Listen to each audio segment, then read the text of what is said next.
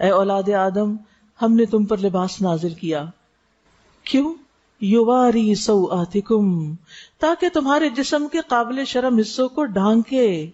یہ ہے لباس کا مقصد. لیکن اگر کوئی لباس پہن کے بھی ننگا رہے تو وہ لباس کا مقصد پورا نہیں کر رہا جو اللہ سبحانہ وتعالیٰ نے اپنی اس کتاب میں بتا دیا. مردوں کے لیے بھی اپنے قابل شرم حصوں کو چھپانا لازم ہے، لیکن خصوصاً عورتوں کے لیے ستر والا لباس نہایت ضروری ہے.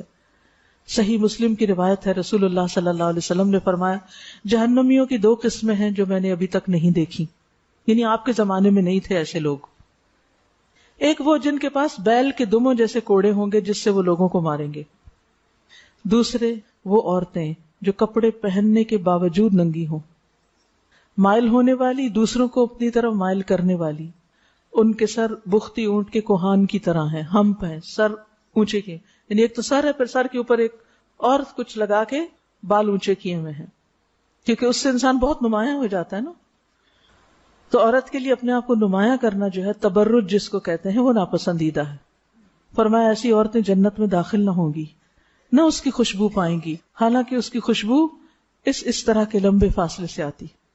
تو ہم سب خواتین کو اپنے لباس کا جائزہ لینے کی ضرورت ہے کہ کہیں ایسا تو نہیں کہ وہ اتنا ٹائٹ ہے کہ ہم پہن کے ننگے ہو رہے ہیں، سارے فگرز ایک ایک کر کے نمایاں ہو رہے ہیں.